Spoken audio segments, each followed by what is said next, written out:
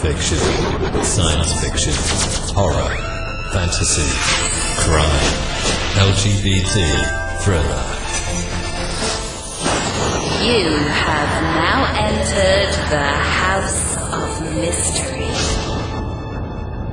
with your hosts, Eric Shapiro, David North Martino, John Copenhaver, and Al Warren. Heard on KCAA 106.5 FM Los Angeles, 102.3 FM Riverside, and 105.0 AM Palm Springs. Joining us today, we have a journalist and an author. He's written a new book called Down Along with That Devil's Bones. It's a reckoning with monuments, memory, and the legacy of white supremacy. So welcome to the show, Connor Towne O'Neill. Hey, thanks. Good to be with you. Wow, that's a mouthful. It's a long title, I know. I've always liked long titles. Well, you've done this well. Before we get into the subject, so how did you get to where you wanted to write a book about this? Yeah, that's a great question. I think it's not so much that I chose this topic as kind of fell down a rabbit hole about this topic. I was in Selma, Alabama for the 50th anniversary of Bloody Sunday. That's the attack by Alabama police officers on civil rights demonstrators at the foot of the Edmund Pettus Bridge, sort of the climax of the civil rights movement in 1965 that provided the tailwind to pass the Voting Rights Act that year. And 50 years later, I was there to report on the anniversary. President Obama was there to speak and to cross over the bridge, sort of symbolic remembrance of that history. And 40,000 other people showed up to see the speech and to be there for the day. And Selma is a small city. I mean, it's the kind of place that gets sort of overrun if 40,000 people show up. So parking was a nightmare. And like a lot of small southern cities, Selma has this big cemetery, and it's pretty close to downtown within walking distance. So I figure, okay, I'll find a place to stash my car over there. I'll walk down to the bridge. I'll be there, think about the civil rights movement, and head home. And ended up finding way more than I bargained for. So there's a section of the cemetery there that's called Confederate Memorial Circle. When I pull in, I see all of these signs staked into the grass. Confederate Memorial Circle closed, no trespassing. A bunch of people scowling at me as I pull in. And that's kind of catnip, that's catnip for a reporter. So I wander over and, kind of credulously ask them what they're doing, and come to learn that this group who calls themselves the Friends of Forrest had spent really the better part of the last 2 decades fighting about this statue of Nathan Bedford Forrest they had put up. Forrest is seen by Confederates, people that admire him as, a canny military leader. But of course, he was also a slave trader before the war. He was an accused war criminal during the war, served as the first Grand Wizard of the Klan after the war. So he's an incredibly controversial figure. And so to put up a statue of him in Selma was all the more controversial given Selma's history and connection to the civil rights movement. Compounding that, then, they had put the statue up the same week that the city had elected its first black mayor back in 2000. It was just an enormously controversial thing to do. That statue was eventually stolen, I learned, and prompted even more fighting and debate and protests, and eventually a federal lawsuit that the Friends of Forrest had recently won. When I met them in 2015, they were fresh off a win in federal court that was going to allow them to replace this statue. So, the dissonance of this encounter of meeting these neo-Confederates on a day of major civil rights anniversary just really kind of threw me for a loop and raised all of these questions about who Forrest was, what it meant to put up a statue to him in 2015. And so, here I am 5 years later still chasing after those questions. But yeah, that's what sent me on this journey. That's pretty interesting. Myself, being a Canadian and being down in the States, I was pretty unaware of a lot of the Confederacy, like who they are and what they've done. But one thing I do notice is there's a lot of American television and movies, especially from the 60s and 70s, John Wayne and all those, and they almost celebrate Confederacy. Do you know what I mean? Oh, definitely. Yeah. Well, I think there's I was just going to say, why is that? Why is that? The Confederates lost, and they sort of were not fighting for really a good reason, right? As far as I understand. So, why are they so? Well, especially back in that generation, why were they so idolized? Yeah, that's a great question. So,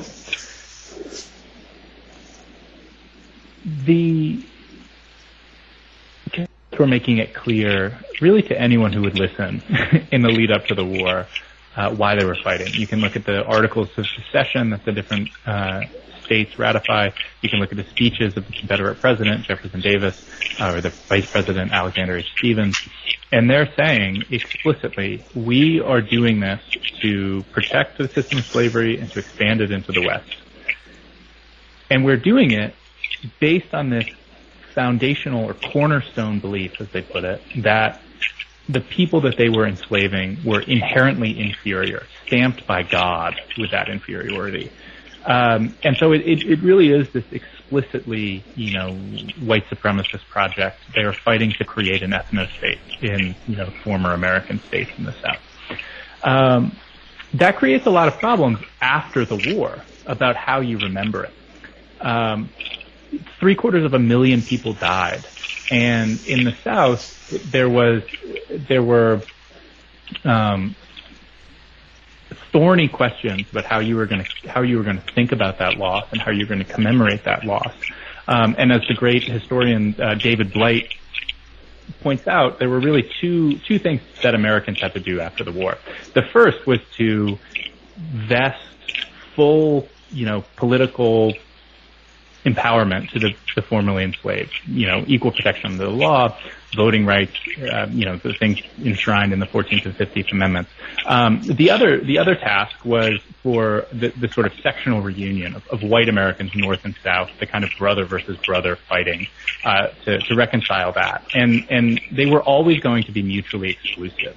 And of course, this sectional reunion, won out over a full investment of citizenship in Black Americans. And so you have a way, moving forward after Reconstruction, you have a way of remembering the war that's just about the sacrifice of the Southern soldier, the tragedy of his death, a real magical thinking about what the system of slavery was, telling lies about how it was all benevolent masters and contented enslaved people, these fictions that we told ourselves to cope, one, with the massive losses of the war, but two, because even if slavery ended, the lie of Black inferiority that was being told to justify it was perpetuated and continued to dominate so much of American life long after the war. But it allowed people in the North and the South to look at the Confederacy as, rebels, as, just sort of hard scrabble, don't mean nobody harm, Dukes of Hazzard type stuff, that totally ignores the reason that they were fighting and the consequence of fighting to keep this system of slavery that was, physical and spiritual torture, predicated on this lie that the people that they were enslaving sort of deserved it. That's tough to square up to and be honest about and talk about a lot. It's far easier to, tell a story about the Dukes of Hazzard. So I think that's why, and that's intoxicating and seductive way of looking at the past. And so that's why we get these depictions in media of someone like John Wayne, brave, tough, brash, but, totally overlooking the deeper consequences of what the Confederacy represented. Yeah, I'm living out in West Virginia right now. My home is D.C., and it's so interesting to me to see, and I guess you're from Pennsylvania, so you may see some of this too, where you have people in West Virginia flying the Confederate flag, and in Pennsylvania flying the Confederate flag. I'm just kind of I'm scratching my head at that, because historically, that's not the case, and like, so what do you think? Right. What do you think it means now? Like, what does it mean to contemporary? These people who are putting up the Nathan Bedford Forrest statue. What does that symbol mean to them? Is it about the past or something else? I think it says something about the past, but it says something about the present too. It's not a coincidence that a statue of Forrest goes up just after a majority black city that is synonymous with black voting rights elected the first black mayor. So it's about, obviously monuments are seeking to honor a figure from the past, but these statues don't just show up out of nowhere. They require money, they require political capital, they require connections, they require land. So there's a way of looking at the statue as a reflection of values in the present just as much as it is about, seeking to honor someone from the past. And, I think the Confederate flag might mean, or Confederate symbols generally always have such specific meanings. I look at 4 different monuments of Forrest, and they mean slightly different things in each city that they go up in, just like it means something different to fly the Confederate flag in Alabama than it would in Michigan. But I think the core, at its heart, it is still about race. It is still about, seeking to make a statement about power and about racial power. Yeah, it certainly it strikes me as that's playing a big part of it, but also that sort of image of like what people, you're talking about the sort of the bravado of whiteness, or the sort of that hard scrabble, like there's something embedded in there too. This is, just my, sort of, the romance of the rebel. The romance of the rebel, right? Perfect. Yeah, exactly. Yeah, but I think for sure. I think that's in the brew as well. But it's worth asking, who, if you're flying the flag to be a rebel in, as you're occupying the State House in Michigan, who are you rebelling against? Or if you're just trying to, rile people up or, make people angry, who are you trying to make angry and why? And I think that once you ask those questions, it's romantic to be a rebel, but it's always, I think it always does come back to, this idea of prerogative and resentment, that's a sort of long-standing white resentment in a country that's true everywhere, and not just the South. The rebel flag is a useful symbol for that. Absolutely, yeah. So, what is it you hope people get from this book? I hope that we can. You sort of flatter yourself when you answer a question like that. But ideally, I hope that this can be some small step to getting us to a common understanding of our past. That I think often we have a naive sense about how we should use our history and why we should look to the past. And I think often the impulse is to look to the past to sort of flatter ourselves and to tell us a story about American exceptionalism and why we're the greatest country in the world. And instead, I think we could also look to the past and should also look to the past as a way of understanding how we've wound up in the moment that we're in, and with the sorts of drastic inequalities that we still have in this country. So if we can look to the past, and if we can look to the Civil War specifically as a way of understanding, say, why we have a 10-to-1 racial wealth gap in this country, or why the pandemic is the disparate deaths along racial lines because of the pandemic are pointing up unequal access to good health care, or why the state-sanctioned murder of George Floyd in the streets of Minneapolis is such a horrifyingly common occurrence. If we can look to the past in the Civil War, not to flatter us or not to find romance in the rebel, but instead to understand why we have the present that we have, then I think we'd be that much closer to building a consensus for, the policies that might address those inequities. So, that's big, I know. And I don't flatter myself that, reading this book has the answers, but I think if we really can start to use history in a different way, in a way that holds us responsible and helps us understand, the country that we've inherited, we might be closer to really grappling with the present. Yeah, that's really interesting. Soon I am moving to Richmond, Virginia in a few weeks, actually, leaving DC. And I personally am very fascinated by the transformation that's gone in that city and with its monuments. Yeah.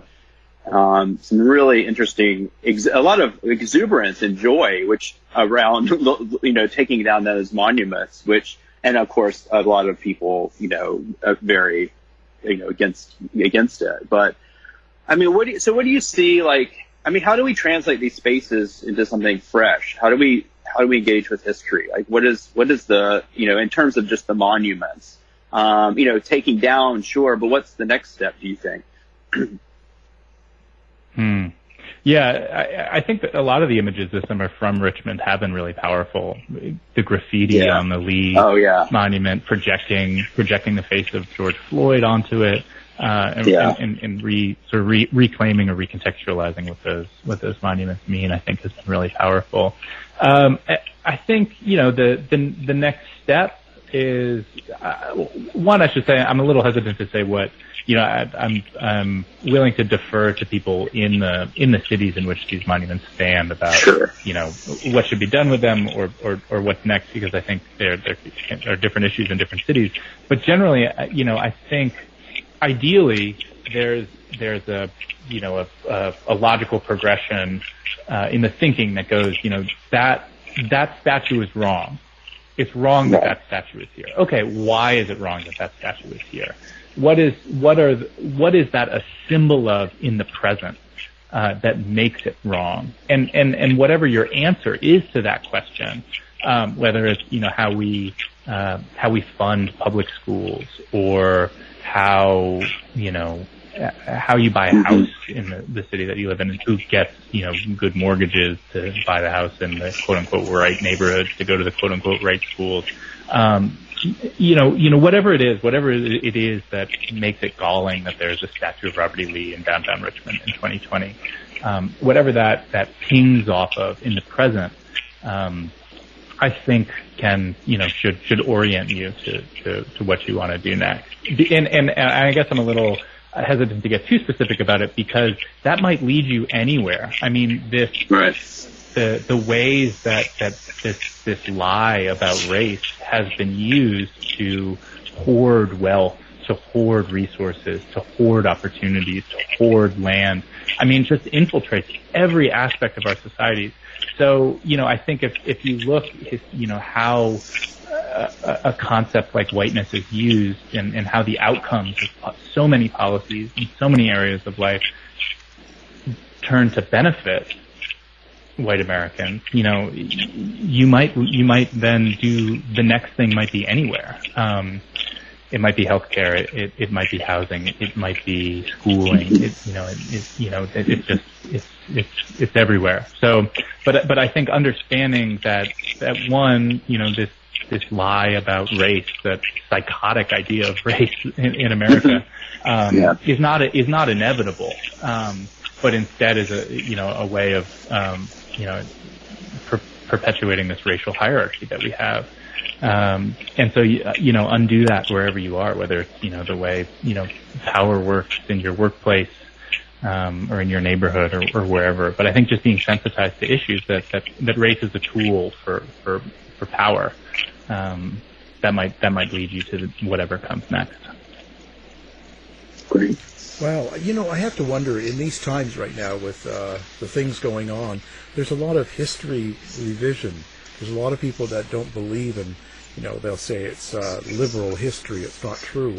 How do you counter something like that? the historical record often. Like I said, there were, people worry that like, oh, we take down the history, we erase, or we take down the statue, we erase history. But the history is there in the archives, and the history is not flattering. So I think that's the first step, and that's pretty straightforward.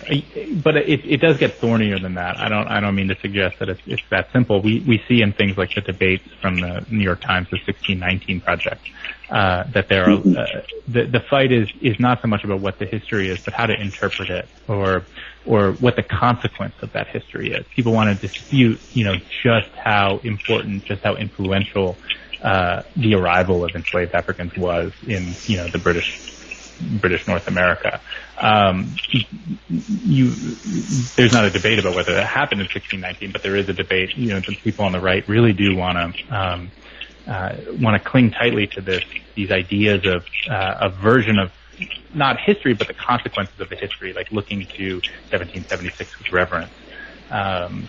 So yeah, I mean, it's really a question of the consequence of our history. And so then I think the next step after you look at the, what the actual historical record says is to then look at the present and say like, okay, if we can even get past trying to look into the hearts of people and weigh whether this individual was a racist or not, and instead look at the outcomes of the policies and the systems that they are involved in, who benefits, who's punished, who's made vulnerable, then I think you have an almost moral duty to change. Now, whether or not people take up that moral duty is certainly another question. But and how much you want to make a sort of moral argument, how effective that is, I think we could debate for a long time. But I think if you do look at outcomes and you do look at the consequences of the history in the present, it really does go to show that there's a lasting injury from the system of slavery and the lies that we were telling ourselves to justify that system. So yeah, I mean, we've managed to ignore it for a long time, going back to, you pointing out how we remembered the Confederacy in the 60s and the 70s with John Wayne and Bo Duke. But there is a moral urgency to change how we look at that. Did you? Oh, go ahead. No, I was going to go for it. Oh, I was just going to say, I was going to ask sort of what was probably the most challenging part of writing this book. I mean, what did you find was the hardest part of this for you personally? I mean, from a craft point of view, from the actual writing of it, the hardest part was to find a way of balancing past and present. And finding things that had really good narrative hooks, had strong beginnings, middles, and ends, had good characters in them, and finding ways of talking about what can be sort of heady or complicated ideas of the social construction of race, these sort of more theoretical, more academic ideas, finding ways of talking about them in a way that is accessible. And doesn't disrupt the narrative, the stories that I'm telling in the book. So that was a real balancing act from the writing of it. In the reporting of it, I think a lot of it was just it was hard to get people to talk. Generally it's hard to report, over the last couple of years in the era of fake news. People are skeptical of journalists, and especially in a topic that is such a controversial one as Nathan Bedford Forrest. But it's difficult for people on both sides. I think that the folks who love Forrest, some of them were skeptical of me because they feel like it's, quote, their story. They have their version of history. They have their reasons for loving him, and they think that they don't get a fair shake. There's this revisionist history over in recent years that is, telling them what to do and how to think about their heroes. So they don't want, one more journalist with a Pennsylvania number calling them up, to try and get them to tell their story if they can't control how it's told. And then I think people, activists, people who have been, insulted or on the affected by these monuments, Black Americans who have involved in these stories, I think were skeptical of me for the inverse of that, feeling like this is some interloping white journalist who just wants to sort of get the story because there's a spectacle to it.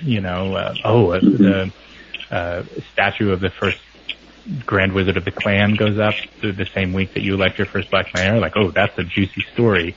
And so I think, folks who were involved in that story were skeptical of me, and questioning why I wanted to tell that story and how I was going to tell that story. So that posed some challenges in the reporting. But as is true in any story, you just keep showing up, keep calling, keep trying to get people to talk, keep trying to show that you're doing this in good faith and will be, respectful to their point of view. So yeah, but that was certainly challenging. I bet, sure. So what's up for you next? It's $1 million question. I think I want to dig. I talk about this a little bit in the book, but I think I want to dive into it with both feet now. My family has a deep history in New England. Descendants from the Mayflower and involved in the Salem witch trials, and I think I want to dig even deeper into those historical stories and trying to understand how that earlier Puritan and colonial history is still shaping our present. So a similar approach, trying to balance history and present day reporting, but to jump back a few more centuries even and do some reporting in the North now. Well, fantastic. Well, it's been a really good conversation. It's a very interesting subject, and it's something I think we need to talk about more. Is there a particular place? Do you have a website or something that people can reach you on, or are you hiding? No, not hiding. I'm on Twitter at Towne O'Neill. TOWNEONEILL, and my website is connortowneo'neill.space. So yeah, drop me a line. Okay, fantastic. We'll have you listed on our website as well. Our guest has been Connor Towne O'Neill, and we've been talking about his new book, Down Along with the Devil's Bones. Thank you for being here. Thanks, Connor. I enjoyed it. Thanks, y'all. To find out more about our show, guests, or to listen to past shows from our archive, please go to www.houseofmysteryradio.com. Show's over for now. Was it as good for you as it was for me? Well, good night. This has been a production of Something Weird Media. I'll be back.